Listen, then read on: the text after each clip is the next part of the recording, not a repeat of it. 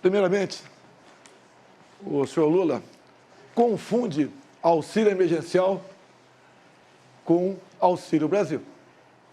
O auxílio emergencial de R$600. E o senhor que fala tanto de pobre, deixar bem claro, durante o ano 2020, quando o povo foi obrigado a ficar em casa, não por decisão desse presidente, mas por decisão de muitos governadores do seu partido, eles iam morrer de fome. E só de auxílio emergencial em 2020, nós gastamos o equivalente a 15 anos de Bolsa Família. E o Bolsa Família pagava muito pouco. Eu tinha vergonha de ver as pessoas mais humildes, especial do Nordeste, do interior do Nordeste, recebendo, algumas famílias, começando a receber R$42 por mês. Se eu só podia dar algo melhor, como está dizendo agora, por que não deu lá atrás? Porque agora, quando a gente chega e passa para 400, contra a sua bancada do PT, e depois passa para 600, o senhor quer se arvorar de grande benfeitor que vai prometer. O senhor promete o tempo todo. O senhor prometeu levar água para o Nordeste. E agora o senhor está prometendo picanha e cerveja. O senhor não fica vermelho com essas propostas mirabolantes e mentirosas? Creio que para governar o Brasil, tá, nós temos passado. Nós não somos candidatos aqui de primeira viagem. Então, o senhor tem seu passado que é lamentável, é triste. Em especial entre os mais humildes, os mais pobres do Brasil. Eu quero falar agora com o pessoal do Nordeste. Quanto era o Bolsa Família? Começava com R$40. Nós triplicamos com o Auxílio Brasil a média do Bolsa Família. Hoje, a dona de casa vai no supermercado e compra realmente algo para levar para casa. No passado, ia com o carrinho vazio. Eu perguntei quantas universidades você fez. Perguntei quantas escolas técnicas você fez. E você veio falar do Bolsa Família. O nosso programa de inclusão social não era só o Bolsa Família. O nosso programa de inclusão social foi a maior política de distribuição de renda que esse país já conheceu para o pobre.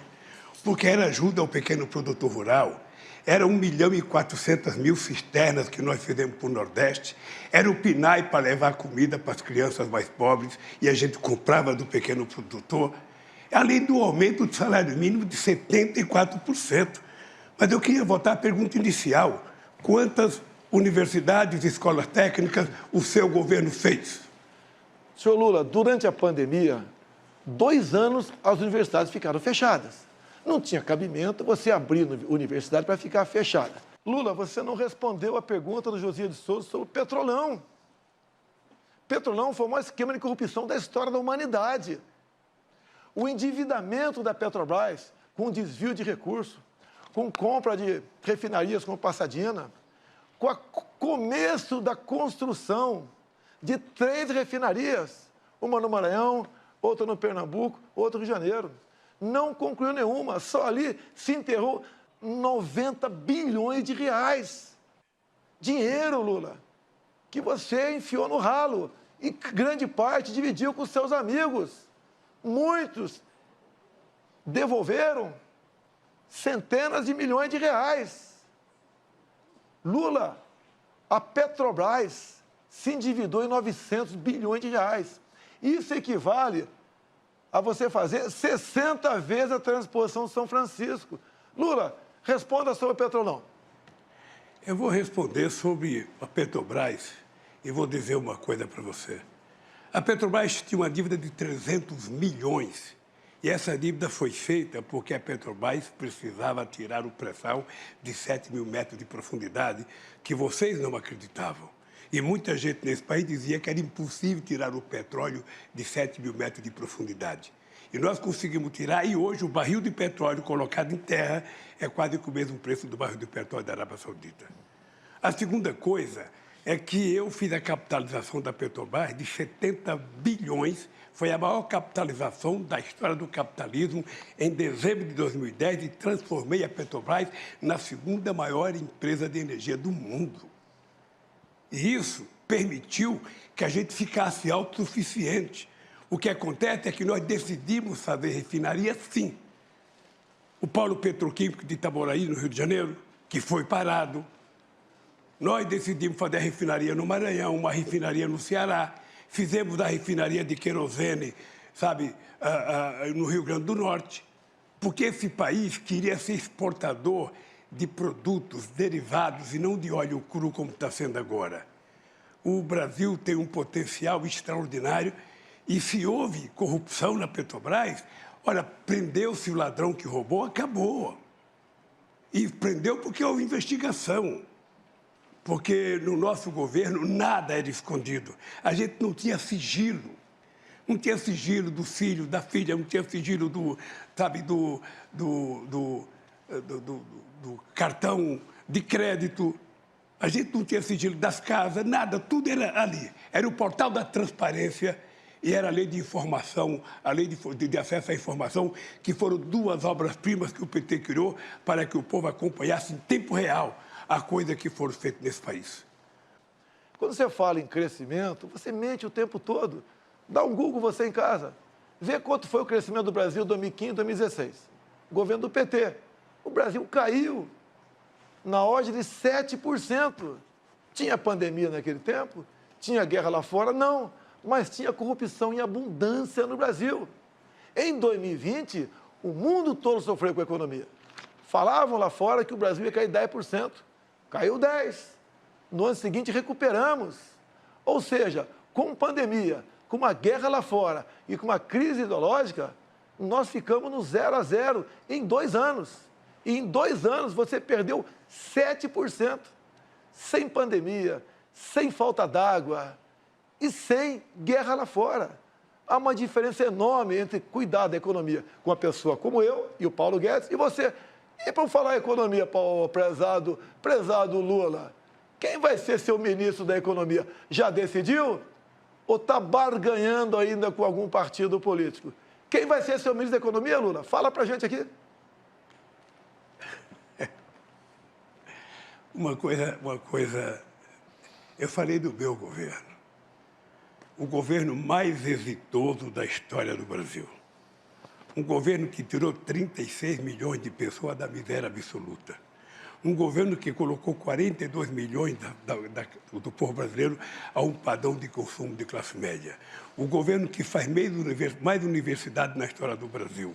O governo que mais colocou jovens. Nós pegamos o Brasil com 3 milhões e meio de jovens na universidade, deixamos com 8 milhões de jovens na universidade.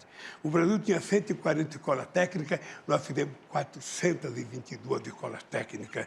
Ou seja, nós aprimoramos porque nós tínhamos o melhor ministro da Educação do Brasil, que era o companheiro Fernando Haddad. O melhor ministro da Educação, que fez do Fundeb. O orçamento da educação subiu 160% no nosso governo. A gente criou o piso salarial dos professores, porque esse país estava dando um salto de qualidade. O Brasil era a 12ª economia do mundo, chegou à 6ª economia do mundo. Eu não sei se o adversário meu se lembra, eu era o único presidente do Brasil, da história do Brasil, convidado para todas as reuniões do G8 e convidado para 2 reuniões do G20. E por que a gente era convidado? Porque tinha uma coisa que a gente cuidava que você não cuida, que era a questão do clima. Foi no nosso governo o menor desmatamento da Amazônia. Foi no nosso governo. E o seu é o maior todo ano.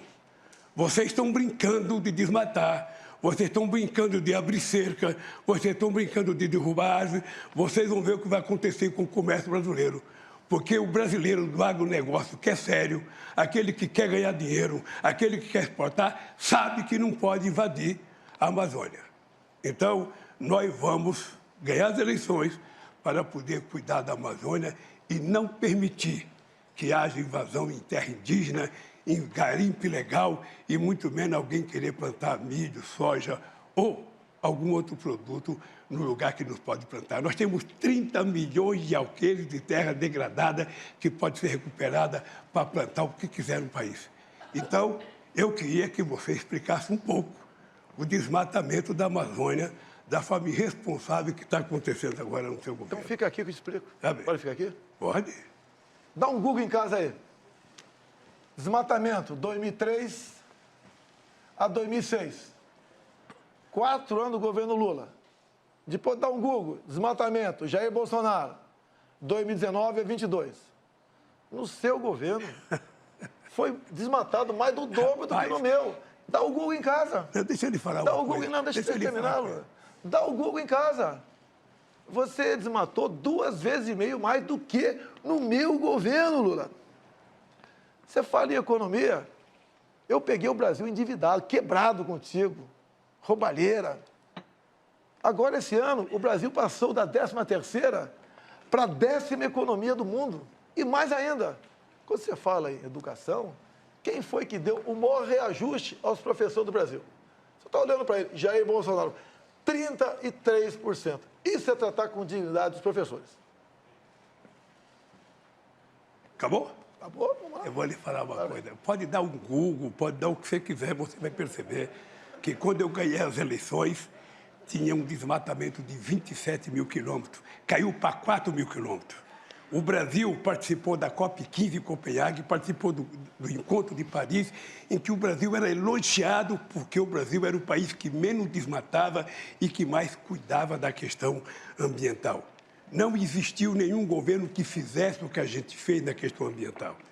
E agora nós vamos fazer mais, porque nós vamos fazer com que, sabe, a agricultura de baixo carbono possa fazer com que o Brasil receba, sabe, quem sabe, muito dinheiro da União Europeia e de outros países por conta do sequestro de gás de efeito estufa que nós vamos fazer preservando a Amazônia, coisa que você não sabe. Nós vamos tentar fazer da biodiversidade da Amazônia uma forma de enriquecimento daquele povo da Amazônia, de quase 30 milhões de pessoas que moram lá, e não desmatar e não desmontar como vocês estão fazendo. Destruição. Essa é a palavra, destruição. Invasão de terra indígena, garimpo ilegal, coisa que nós vamos proibir. O nosso governo não vai ter. Aliás, eu vou te dar uma novidade. Eu vou criar o Ministério dos Povos Originários. Esse país vai ter o Ministério dos Povos Originários. Os indígenas vão indicar o ministro nesse país. Quanto mais ministério, melhor, né?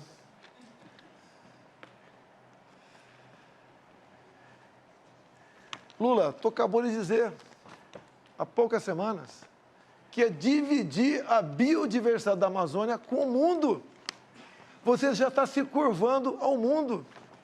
Em vez de você falar que a Amazônia é nossa, você quer dividir a nossa biodiversidade. Você só consegue manter em pé as suas mentiras se você botar um plano de governo teu, que todo mundo já sabe. Controle da mídia. Você fala o tempo todo que quer controlar a mídia, que vai controlar a mídia. Ou seja, somente assim, Lula, para as suas mentiras permanecerem em pé. Você quer ou não controlar a mídia? Mentiroso é você. Você mente todo dia. Você mente e desmente, mente e desmente. Você foi obrigado a acordar 1h da manhã hoje para fazer uma live por causa da mentira que você tinha que contar ao povo brasileiro. Você sabe disso. Você devia ter deitado com a consciência muito pesada com o que você fez. Muito pesada. Porque levantar 1h da manhã para fazer uma live, eu não disse aquilo, eu não fiz aquilo. Quem te conhece sabe o que você fez. Quem te conhece sabe o que você fez. Então, deixa eu lhe falar uma coisa, Bolsonaro. Esse país precisa de gente com muita seriedade para governar. Esse país tem que ter alguém que tenha credibilidade da sociedade brasileira. Esse país tem que ter alguém que garanta a estabilidade nesse país. E esse país precisa ter alguém que tenha previsibilidade. Esse país não pode ter um governo que parece um biruta, que todo dia fala uma coisa, todo dia diz uma coisa, todo dia desdiz a coisa que diz. Esse país precisa de gente séria. E é por isso que nós vamos trazer o que você não conseguiu trazer. Nenhum país te convida para ir lá e ninguém quer vir aqui, pois eu vou voltar a abrir esse país para o mundo. O que nós vamos fazer é fazer a da Amazônia, nós vamos fazer acordos para pesquisar a riqueza da biodiversidade da Amazônia em bem do povo brasileiro e em bem da humanidade. Porque nós precisamos compartilhar o conhecimento científico com outros países para que a gente possa explorar corretamente a Amazônia. Então, Bolsonaro, você sabe o que nós fizemos. Você, sinceramente, sabe que você colocou um ministro que desmatava tudo e dizia que era para abrir a cancela para entrar boiada. Você não teve o menor respeito pela Amazônia, o menor respeito. Ou seja, para você o que vale é os caras quebrar, desmatar, invadir, plantar. Sabe? O homem de negócio sério não invade. Eu digo para vocês, o verdadeiro o homem do agronegócio não invade. Quem invade é bandido. Quem invade está transgredindo a lei e isso vai acabar. Isso vai acabar.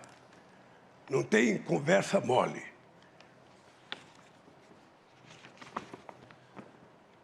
Em 14 anos, Quem é você? Você não fez nada. Em 14 anos, você não fez nada. Está prometendo que vai fazer pela Amazônia agora? Você não fez nada. Você passeou por aí, as suas viagens, mas nada além disso. Você não fez nada para o Brasil. Vamos falar um pouquinho sobre... Já você falou que vai trazer amigo para cá? Você sentiu... Você vai trazer... Você era deputado e você sentiu orgulho de ter o Lula como presidente. Fala a verdade. Meu tempo? Vamos falar dos seus amigos? Vamos. Daniel Ortega? Vamos. Ortega? Vamos É seu falar. amigo, não é? Vamos falar. É Ortega seu amigo? Vamos falar. É seu amigo Ortega? Faz a pergunta. É, Faz ele te cumprimentou quando pergunta. tu foi para o segundo turno aqui. Faz a pergunta. Ele lá está prendendo padres, expulsando freiras, fechando canais de TV como a CNN, de TV e rádio católica.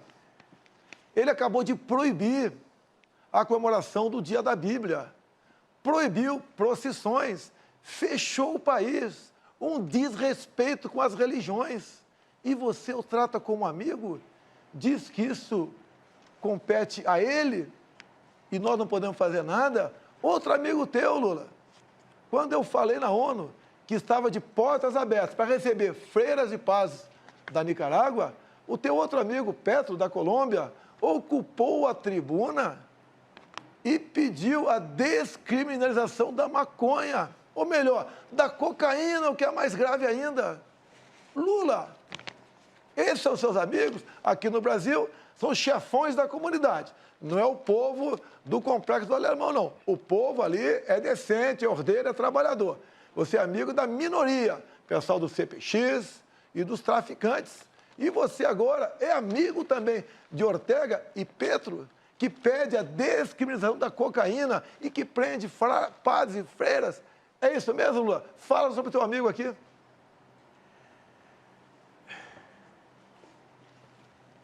Eu senti muito orgulho de, no dia 19 de julho de 1980, ir participar da comemoração do aniversário da Revolução Sandinista, que derrubaram um ditador chamado Somoza de 30 anos.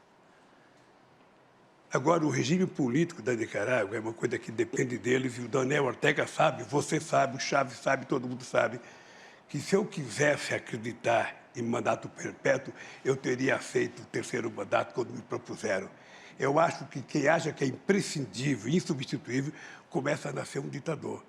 Então, se o Daniel Ortega está errando o povo da Nicarágua, que puna o Daniel Ortega. Se o Maduro está errando o povo, que puna. Porque você, quem vai punir, é o povo brasileiro.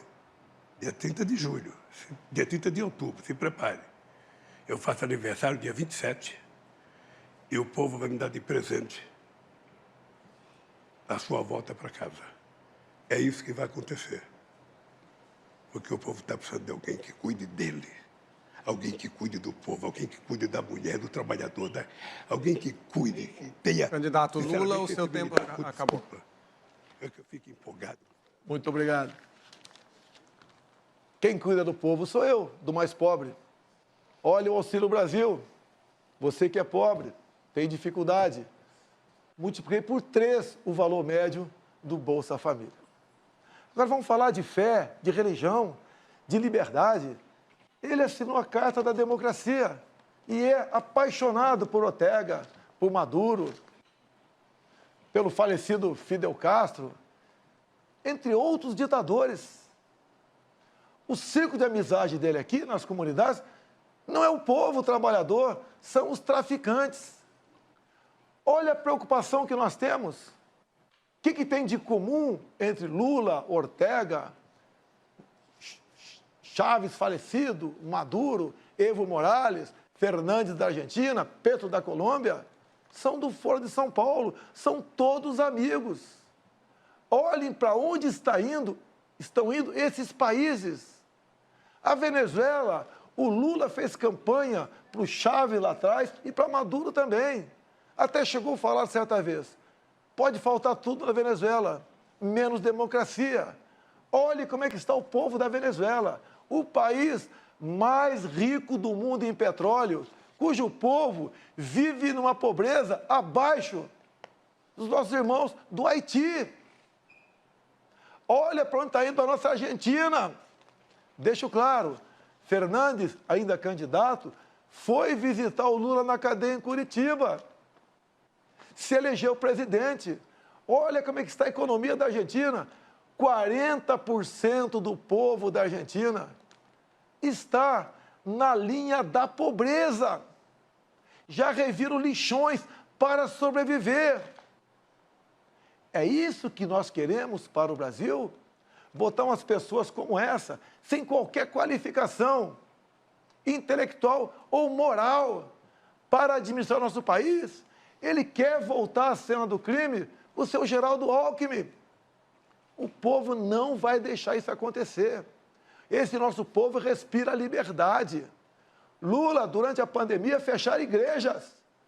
Muitos governadores do teu partido, você não falou nada. Igreja não se fecha nem em tempo de guerra. E você permitiu que seus governadores fechassem igreja, Lula. Que respeito você tem para com as religiões? Nenhum. Lula, vá lá para Roraima, ver o povo venezuelano fugindo para cá. Homens e mulheres chegando, pesando 15 quilos abaixo. Não chega nem um cão ou gato com essas 600 pessoas todo dia. Sabe por quê, Lula? E os seus animais foram comidos na Venezuela. Pobreza e miséria. O único que vive muito bem lá, um dos raros, é o próprio Maduro. Mais ninguém. Vejam vocês, relatos de venezuelanos, por que chegaram a esse ponto? Acreditaram nas mentiras, nas propostas mirabolantes. Vou te dar carne e cerveja. Se você estava tão preocupado com o pobre assim, como disse que está, Lula, por que o Bolsa Família começava com R$ 42 por mês para uma família? Média R$ 190. Se o Brasil está tão bem na economia, como você disse que estava, por que tu não pagou? Um Bolsa Família melhor, digno do povo brasileiro. Eu tripliquei esse valor, achando recurso no orçamento, mesmo sendo o primeiro presidente que pegou o teto de gasto, negociando com o parlamento, contra o PT. Se dependesse do PT, você aí de casa, você que hoje recebe o Auxílio Brasil de R$ 600, estaria ganhando Bolsa Família de R$ 40 a R$ 190. Uma vergonha. Uma pessoa que se gaba da sua economia, pagar isso para você, meu irmão, pobre. Sabemos a sua dificuldade, sabemos o seu sofrimento.